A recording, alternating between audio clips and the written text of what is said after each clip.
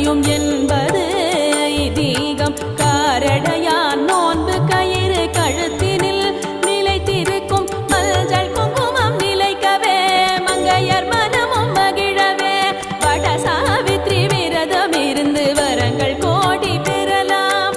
மஞ்சள் குங்குமம் நிலைக்கவே மங்கையர் மனமும் மகிழவே வட சாவித்ரி விரதம் இருந்து வரங்கள் கோடி பெறலாம். சாவித்ரி விரதம்